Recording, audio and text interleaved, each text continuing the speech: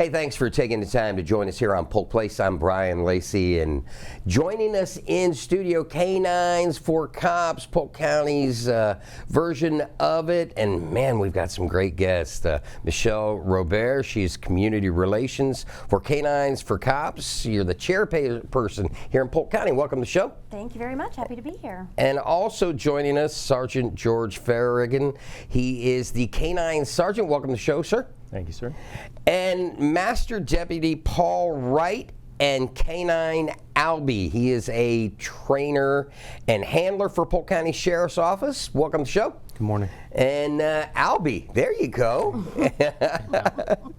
So, if you will, Michelle, talk to me a little bit about what K9s for Cops and within Polk County is. Well, back in 2013, the Estates at Carpenters was looking for a community project to get involved in, and one of our employees brought up, hey, why don't we work on raising money to buy dogs for the Sheriff's K9 unit? So we met with their representatives and we started setting some things up, and my husband is the CEO out at the Estates at Carpenters, so he ended up handing it over to me because of different community involvement that I've been in. And we decided to do a gala event every year at the end of September, around the time that Deputy Matt Williams and K9 GOG were killed. And it's a memorial dinner for them, remembering their sacrifice, but it's also a celebration and a remembrance of what these guys and ladies, because we do have a few ladies on the K9 unit, what they do every day for us. They are the tip of the spear for the Sheriff's Office, and so we want to make sure they are always up to date on being full for their K9 unit, have all the dogs they need. So the dinner itself, does that usually fund one dog? What does a dog run usually as far as that goes? Well, we just bought 3 dogs, and usually the dogs that we purchase are dual purpose dogs, and those range from $10,000 to $13,000 each. Wow. Yes. So it is quite an undertaking. We just bought our 25th, 26th, and 27th dog. So we have been very thankful to be supported by this community to be able to raise the funds to do that, because I can plan events all day long, but if the community doesn't support it, we don't get anywhere. So we're very thankful for our sponsors and our attendees for giving the money that purchases these dogs. Now, Sergeant Farragon, as far as the unit goes, talk about numbers, exactly what we have within the county as far as handlers and animals. Okay, so right now we have 24 handlers and 32 K9s. We have 8 bloodhounds, 20 dual-purpose dogs, which are comprised of a apprehension and a detection, whether it be narcotics detection or explosive detection dog. So they have a combination of duties they do. We have the 8 bloodhounds that are assigned to a deputy when they go out to patrol. So we typically now have 2 bloodhounds out 24/7 in case there's a missing person or child or what have you that they will need to be utilized for. We have 3 dogs that are exclusively detection dogs for narcotics. And we have our brand new dog that was purchased for the schools. It's a gun detection dog that we'll be training just for the Bureau of Safe Schools. If there were funding for it, are we at an ideal number, or could we always use more K9s? Well, I'm kind of biased. I think you can always use more K9s. So I do believe there's always a need for the dog. They do so many different things for us and have some abilities that we don't have, as primary used as a locating tool, whether it be for people or items. For example, if somebody throws a weapon they used, we can use the dog to try to find it if it's in an area that we're having a hard time locating it. We mentioned narcotics, explosive detection, now gun detection. Their noses are incredible. So I always feel like there's always a need for a dog, and there's probably very little times that you wouldn't need a dog at any of these high priority calls that we're going to.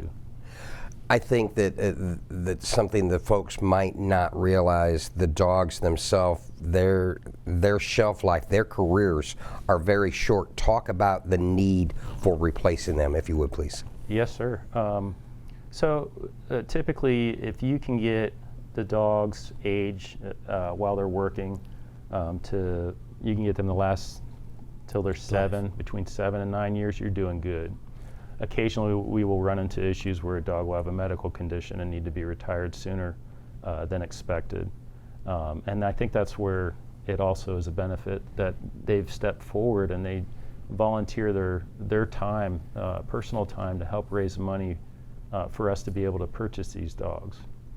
Deputy Wright, talk to me a little bit about your career so far as a canine handler. How long have you been with the SO, and how long have you been a part of the canine unit? So I've been with the Sheriff's Office for 23 years, just a touch over. Albie's my second dog. I originally got into the unit in 2005, and I worked a dual-purpose dog then. And when that dog retired, I left the canine unit to pursue other things at the Sheriff's Office. And then about 4 years ago, I was lucky enough to be able to come back, take Albie as a second dog.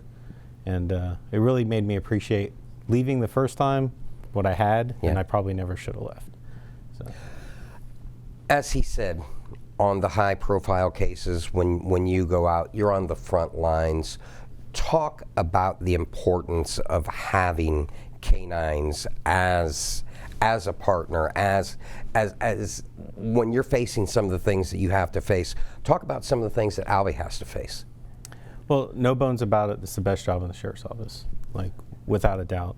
When I'm in the woods, I know I have a partner with me I can trust that will never quit, right? And he's better at finding people than I am. So when you're in the woods and you've got your partner is way better at doing his job than you are, you always feel safe. So we've looked for murderers, we've looked for robbers, we've looked for every kind of crime you can imagine. And I never really worry about my safety as long as I've got Albie out there with me, which is kind of a blessing. Yeah. And in that interim space between my first dog and Albie, I always made it a point to run out there with the handlers, and I always felt safe with them. You always want to be out there, getting after it, so to speak. K9 attracts a certain type of cop, and they want to get out there and they want to do their best for the community and find those bad guys and, get them off the streets. So, I'm blessed to do that. Talk about the role that K9s for Cops is playing within Polk County and what it means to you, the frontline officer. So I can't say enough about what K9 for Cops and Michelle does for us. Right? They go through so much trouble when they don't have to. And they reach out and they find those people in the community that love us and respect us, and they want to do good for the Sheriff's Office. You hear so much in the news about people who don't care for law enforcement, and Michelle and her organization, they keep us in touch with the people that do want law enforcement. They do support us, and that is a blessing, and it's good for your heart, to know that there's good people out there that really want the best for you. Having the resources to replace a dog right away, when one goes down or one's medically retired, or we just get a new position, like one of our newest dogs is just a newly created position to help keep the school safe. Just to have those resources immediately available and not have to kind of go through the bureaucracy of government is just a real blessing as well. Now, Michelle, you guys have an event coming up. Let's talk a little bit about that, and let's encourage the folks to join us. Absolutely. Yes, sir. Let's do it.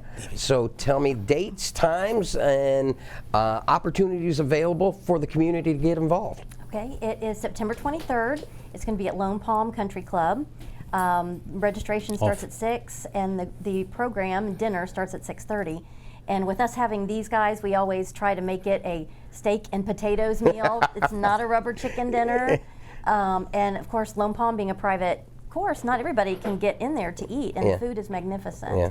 So tickets can be purchased at K9s for Cops, polkcounty.com. And you do have to purchase them in advance. They will not be available at the door. And it's going to be a really big night. Sheriff Judd will be there speaking. We have the gentleman that was the commander over the unit that took down Saddam Hussein. Is Yeah, gonna be our featured I got speaker. really excited when I saw that. Yes, so we were excited to have him. And the K9 unit, we'll have probably 6 to 8 of them out, so you can come out and do the little K9 unit meet and greet and meet these dogs. And so it's a really fun night. We have music by Crossfire. They come out and do music for us. And so, we would love for, everybody that supports our law enforcement, wants to meet these dogs, to come out and have a really great night with us. So. Well, I look forward to the event, and anytime I can help you guys promote anything, please come back in and see me. And Albie, you are beautiful. I actually have a little gift for you before we go. We actually have these challenge coins. Yeah. And this is something that military and law enforcement really do. Oh, believe me. Yes, you know. Yeah, you know. Well, this year we started a new program naming a K9 Unit of the Year. And this is Vice that's on the challenge coin. Okay. So we'll name a new one for next year. So very thank cool. you so much for having us. Thank you very much. Yes, I sir. appreciate it. Guys, thank you for coming in. And come back and see me again, please. Yes, sir. We will. K9s for Cops Polk County invites you to an Evening with the Stars 2023, Saturday, September 23rd, starting at 6 p.m. at the Lone Palm Country Club.